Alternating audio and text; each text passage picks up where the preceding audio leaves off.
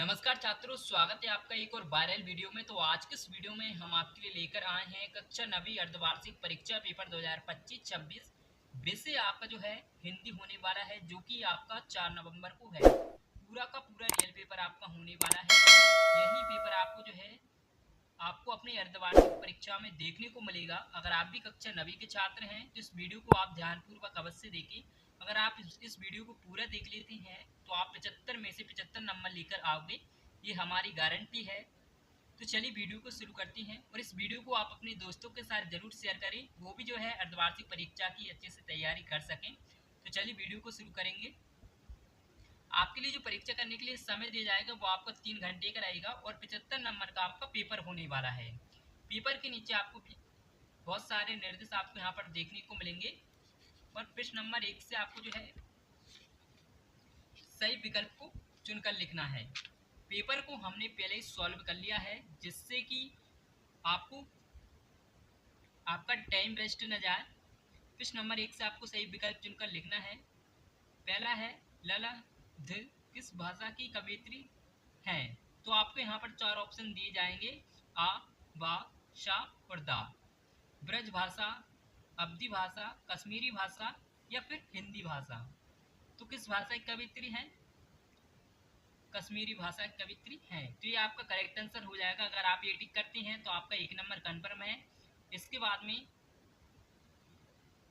दूसरा प्रश्न है आपका, कबीर की रचना का नाम है पद्मावत, गीतावली, सूरसागर या फिर बीजक। तो क्या है? बीजक है। तो ये आपका दबाल इसका राइट आंसर हो जाएगा। इसके बाद में तीसरा प्रश्न है आपका, रसात्मक वाक्य काव्यम परिभाषा है आचार्य विश्वनाथ, पंडित जगन्नाथ, आचार्य रामचंद्र शुक्ल, भरत मुनि। तो रसात्मक वाक्यम काव्यम परिभाषा किसकी है? आचार्य विश्वनाथ की है। इसके बाद में चौथा प्रश्न है आपका, किस पक्षी ने सलीम अली के जीवन की दिशा को बदल दिया था? कबूतर, मैना, गोरैया या फिर कौवा। तो किसने बदला था? गौरैया। सवाल है इसका राइट आंसर हो जाएगा। इसके बाद में पांचवा प्रश्न है आपका, पंचतंत्र में समास है द्विगु समास, द्वंद्व समास, तत्पुरुष समास या फिर अव्ययीभाव समास। तो कौन सा समास है? द्विगु समास है। इसके बाद में छठवां प्रश्न है आपका, राम स्वरूप ने रतन से क्या मंगवाया? चीनी, दूध, मक्खन या फिर सब्जी। तो क्या मंगवाया था? दूध मंगवाया था। इसके बाद में प्रश्न नंबर 2 में आपको जो है रिक्त स्थानों की पूर्ति करना है। पहला है, कवि रस खान बार बार डैश डैश में जन्म लेना चाहते थे। तो कहाँ पर जन्म लेना चाहते थे? ब्रजभूमि में लेना चाहते थे। आपको यहाँ पर ऑप्शन दिए जाएंगे, जिनमें से आपको सही सिलेक्ट कर कर एक सही सिलेक्ट कर कर खाली स्थान में भरना है। तो कहाँ पर लेना चाहते थे? ब्रजभूमि में लेना चाहते थे। इसके बाद में दूसरा प्रश्न आपका, काली लहर कल्पना काली पंक्ति में डैश डैश अलंकार है? यमक है या फिर अनुप्रास अलंकार है? तो कौन सा अलंकार है? अनुप्रास अलंकार है। इसके बाद में तीसरा प्रश्न आपका, वीर रस का स्थायी भाव डैश डैश है? रति है या फिर उत्साह है? तो वीर रस का स्थायी भाव कौन सा है? उत्साह है।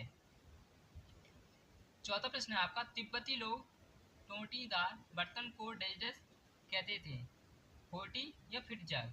क्या कहते थे? खोटी कहते थे। इसके बाद में पांचवा प्रश्न आपका, वे शब्दांश जो शब्द बनाते समय आरंभ में लगते हैं डैश डैश कहलाते हैं? प्रत्यय या फिर उपसर्ग। क्या कहलाते हैं? उपसर्ग कहलाते हैं। छठवां प्रश्न आपका, नानी के मन में डैश डैश की आज़ादी के प्रति जुनून था? स्वयं या फिर देश। तो इसका जो आंसर है वो आपका देश हो जाएगा। इसके बाद में प्रश्न नंबर 3 में आपको जो है सत्य असत्य चुनकर बताना है। पहला है, कैदी और कोकिला के कवि सुमित्रा नंदन पंत हैं। तो ये आपका असत्य है। दूसरा है, रस के 4 भेद होती हैं। तो ये भी आपका असत्य है। तीसरा है, गांधी जी के अनुसार हम अपनी बुनियाद पर कायम रहना चाहिए। तो ये आपका सत्य है। और चौथा प्रश्न है आपका, जबीर हुसैन का जन्म बिहार में हुआ। तो ये भी सत्य है। हाथ का तत्सम रूप हस्त होता है। तो ये सत्य है। विभीषिका से तात्पर्य भयंकरता से है। तो ये आपका सत्य है।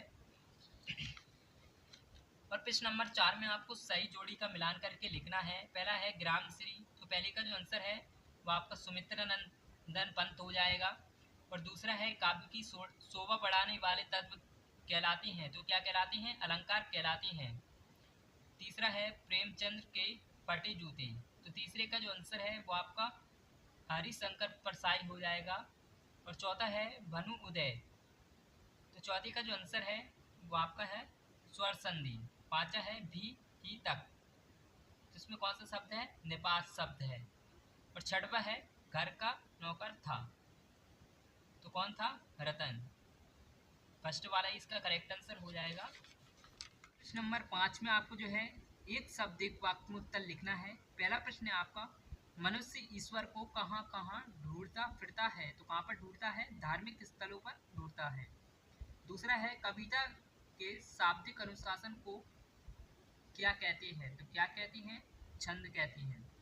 इसके बाद में तीसरा प्रश्न आपका, पराकाष्ठा शब्द का अर्थ है, तो इसका आंसर हमें मिला नहीं है। अगर आपको इसका आंसर पता है तो आप हमें कमेंट करके अवश्य बताएं।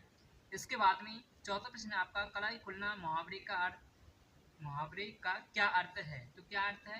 भेद खुलना या राज खुलना। पांचवा प्रश्न आपका, रीढ़ की हड्डी का मुख्य पात्र कौन है, तो कौन है? उमा है। और छठवा प्रश्न आपका, मेरे संग की औरतें में लेखिका कुल कितने भाई बहन थे, तो कितने थे? 5 थे। और आप यहाँ पर देख सकते हैं क्वेश्चन। दोस्तों अगर आपको वीडियो पसंद आई हो तो वीडियो को लाइक करें। मिलते हैं एक और ऐसी इंटरेस्टिंग वीडियो के साथ। Thanks for watching.